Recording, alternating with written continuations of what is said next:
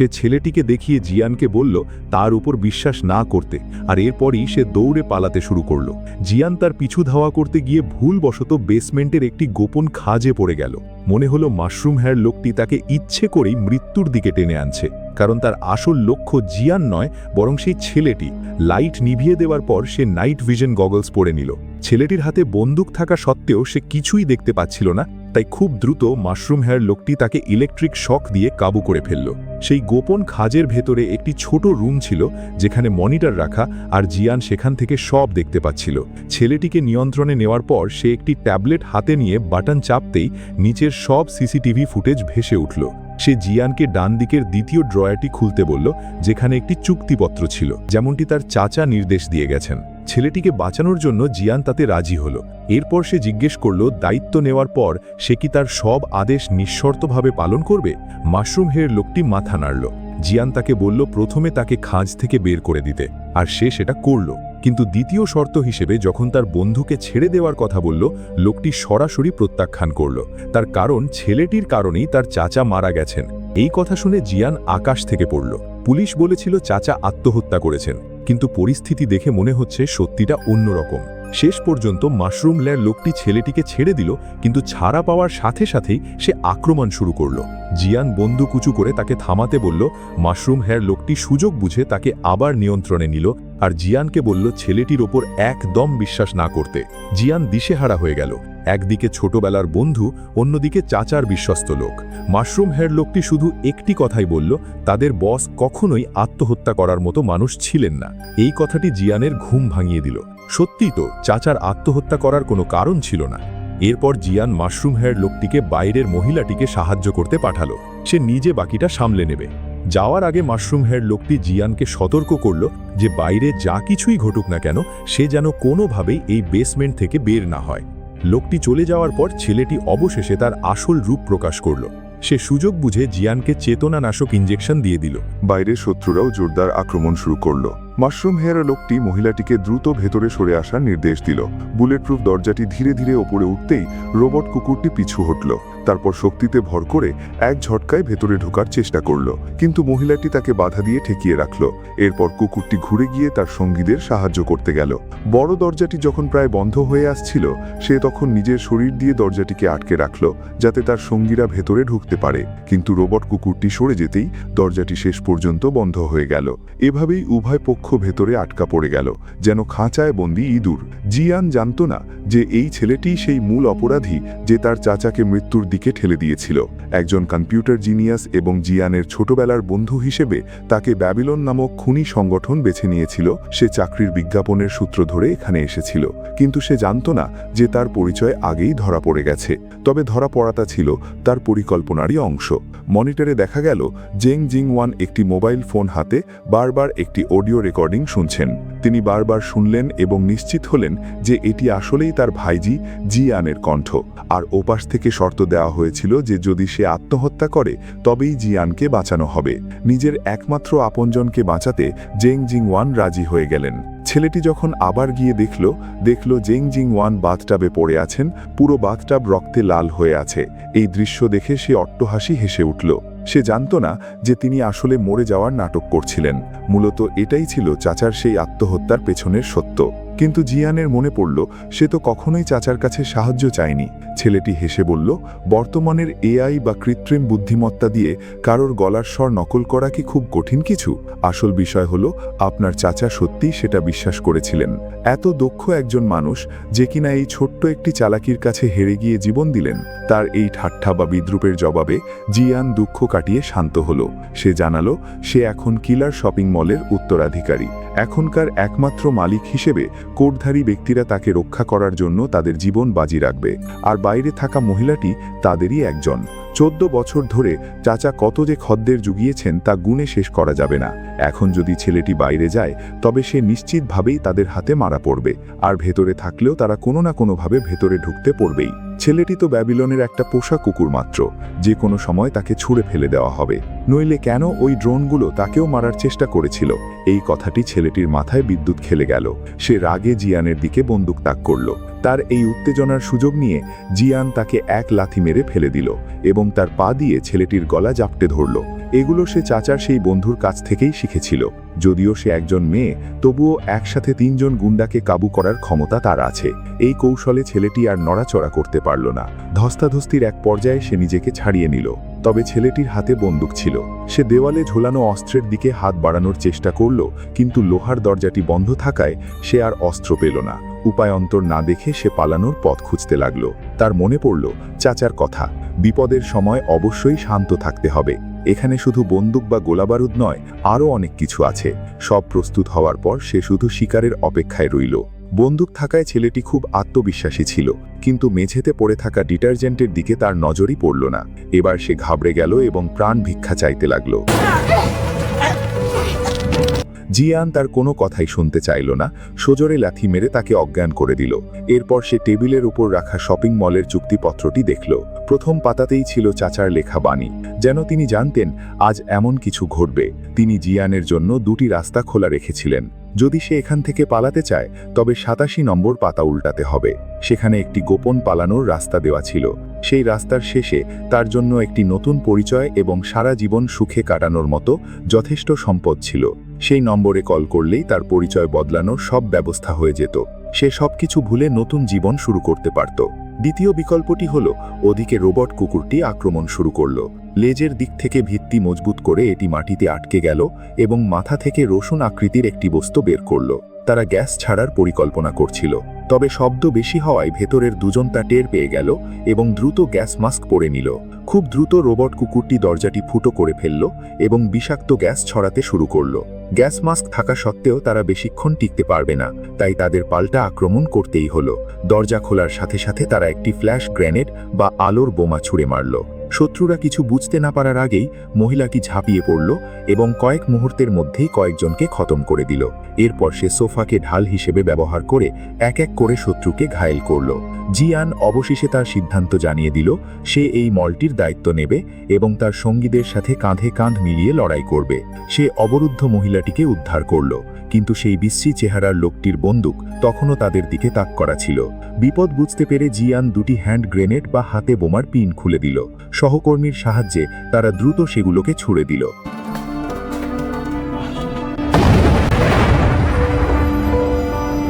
বাইরে থেকে লোকটি রোবট কুকুরের ক্যামেরার মাধ্যমে ভেতরের সব দেখতে পাচ্ছিল। ভিলা থেকে তখন কালো ধোঁয়া বের হচ্ছিল। আগের লড়াইয়ে মহিলাটির পেটে গুলি লেগেছিল। জিয়ান তার চিকিৎসার প্রস্তুতি নিতেই এক প্রচণ্ড লাথিতে দরজা খুলে গেল।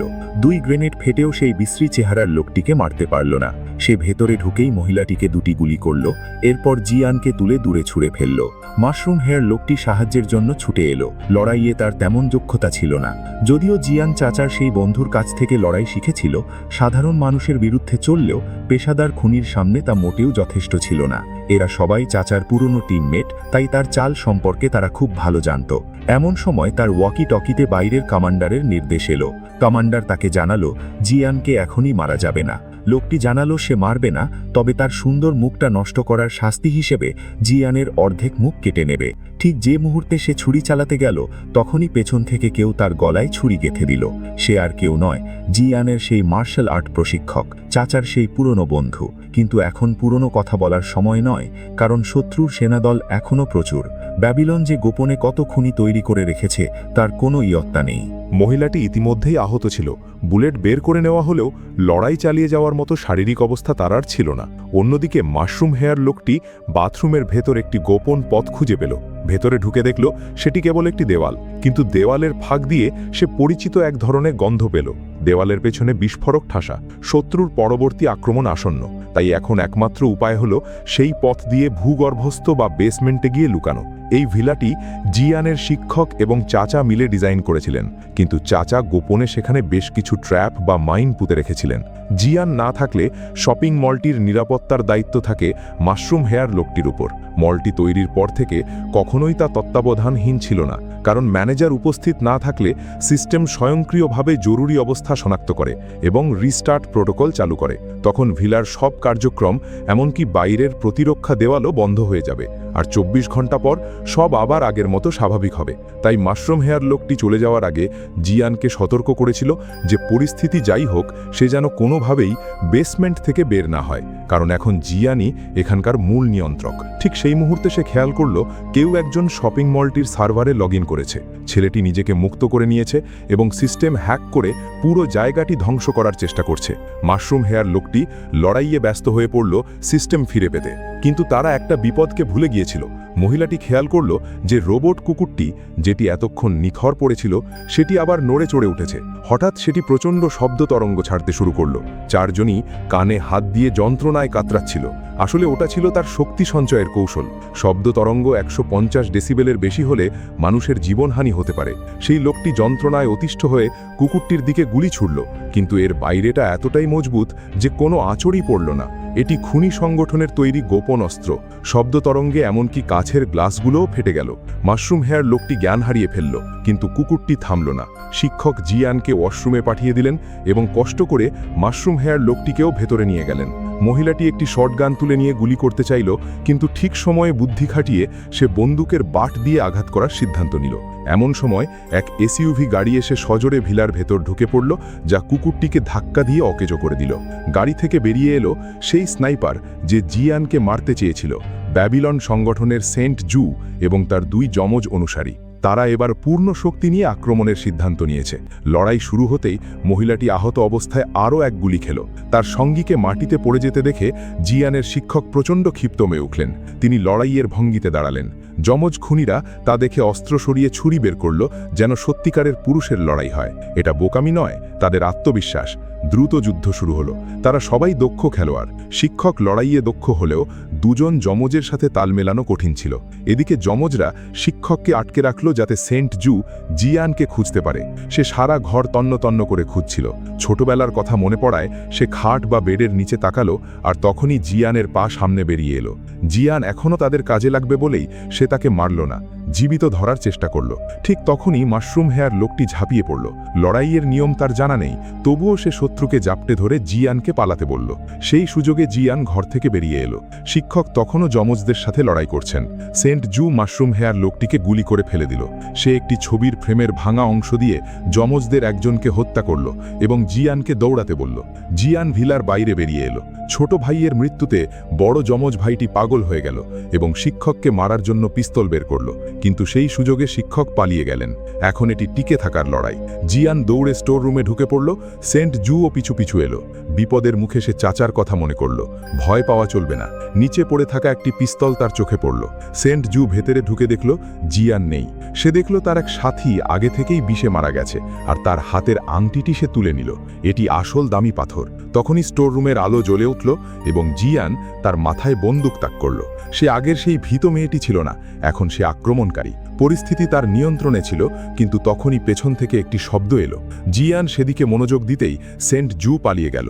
সেটি ছিল সেই ছেলেটি যে বেসমেন্ট থেকে বন্দুক হাতে বেরিয়ে এসেছিল জিয়ানকে মেরে নিজের অপমান মোছার জন্য। সে একটি AK-47 তুলে নিয়ে গুলি শুরু করল। দুজনেই বক্সের পেছনে লুকিয়ে রইল। জিয়ান পালানোর চেষ্টা করল, কিন্তু সেই দৃশ্য দেখে ফেলল সেন্ট জু।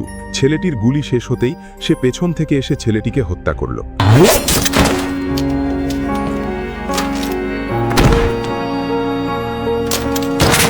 মৃত্যুর পর সে বুঝতে পারল ছেলেটি আসলে তাদেরই লোক ছিল, কিন্তু ভুল হয়ে গেছে।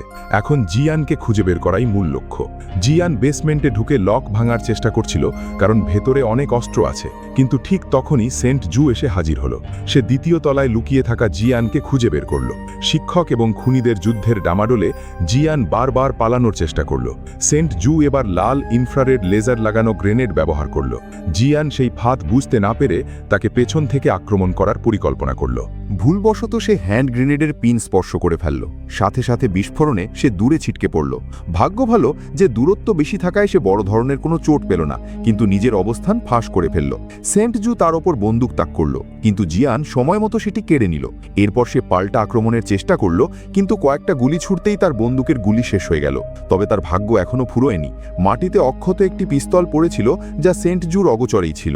দেওয়ালে সাজানো অস্ত্রগুলোর দিকে তার মনোযোগ সরতেই জিয়ান সুযোগ পেয়ে গেল। পরের সেকেন্ডেই একটা তীব্র আলোর ঝলক তার চোখে পড়ল। কিছুই দেখতে না পেয়ে সে দিশেহারা হয়ে পড়ল। ঠিক তখনই জিয়ান একটি ফর্কলিফট নিয়ে তার দিকে ধেয়ে এলো। সে গুলি করে আটকানোর চেষ্টা করলো, কিন্তু ফর্কলিফটের গ্লাসটি যে বুলেট প্রুফ ছিল তা সে কল্পনাও করতে পারেনি। এদিকে সেন্ট জু সহজে সরে গিয়ে নিজেকে বাঁচালো, কিন্তু সে যখন আবার তাকালো দেখল জিয়ান আর গাড়িতে নেই। তবে তার সেই দৌড়ঝাঁপের সময় সে একটা গোপন ট্র্যাপ বা ফাঁদ স্পর্শ করে ফেলেছিল। মুহূর্তের মধ্যেই সে তার নিজেরই পাতা ফাঁদে ফেসে প্রচণ্ড ধাক্কায় উড়ে গেল। তার চেয়েও বড় ধাক্কা ছিল যে জিয়ান আগে থেকেই দোতলায় জ্বালানি তেলের ড্রাম গুছিয়ে রেখেছিল, যা ঠিক তার ওপর গিয়ে পড়ল। জিয়ান আবার সামনে এলো, কিন্তু সে শান্ত ছিল, কারণ সে জানত এর আগে সে কখনোই কাউকে গুলি করে মারেনি। আর এই কঠিন সিদ্ধান্ত নেওয়াটা একজন সাধারণ মেয়ের জন্য বিশাল সাহসের কাজ। আগুনের হলকায় সে মুহূর্তের মধ্যে দগ্ধ হয়ে গেল। সে ভাবতেও পারেনি জিয়ান এত দূর যেতে পারবে। কিন্তু বিল্ডিংয়ে স্মোক অ্যালার্ম বা ধোঁয়া শনাক্তকারী সেন্সর থাকায় সাথে সাথে প্রচুর জ্বর ছিটিয়ে আগুন নিভে গেল। শত্রুর ভাগ্য বলতে হবে, সে বেঁচে গেল। বুলেট প্রুফ ভেস্ট পরা থাকায় তার শরীরে বড় কোনো ক্ষতি না হলেও মুখটা ভয়াবহভাবে পুড়ে গেল। খলনায়করা সাধারণত অতিরিক্ত কথা বলেই নিজেদের বিপদ ডেকে আনে। জিয়ানের জীবনের প্রথম গুলি করা ছিল এটি। যদিও চাচা তাকে ছোটবেলায় শুটিং শিখিয়েছিলেন, তবুও সে কোনো পেশাদার খুনি নয়।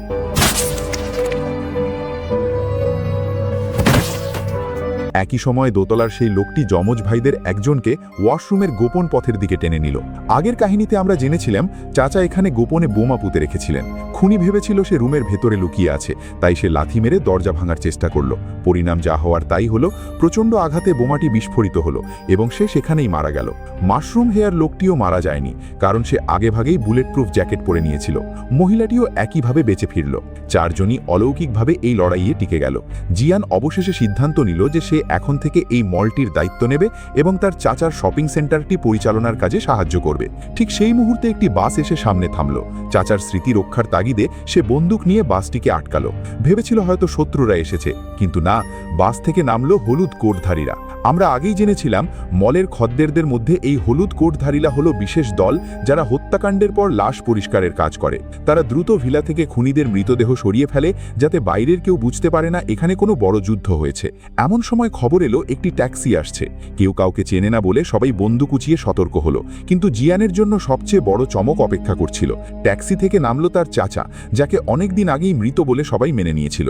আগেই বলেছিলাম চাচা মৃত হওয়ার নাটক করেছিলেন শুধুমাত্র পর্দার পেছনের আসল খুনিকে খুঁজে বের করার জন্য। আর এই সব কিছুর নেপথ্যে থাকা মূল খলনায়ক হলো চাচার সবচেয়ে বড় শত্রু বেল। সে প্রতিশোধ নেওয়ার জন্যই এই সব পরিকল্পনা করেছিল। তাই শপিং মলের কাহিনী এখানেই শেষ নয়। ট্রেলার অনুযায়ী দ্বিতীয় সিজনে আরও দুর্দান্ত লড়াই দেখতে পাবো। এই লড়াই শুধু বেঁচে থাকার পরীক্ষা নয়, এটি জিয়ানের প্রাপ্তবয়স্ক হওয়ার গল্প। চাচার আশ্রয়ে থাকা সেই ছোট্ট মেয়েটি এখন ট্রিগার টেপা এক সাহসী রক্ষক।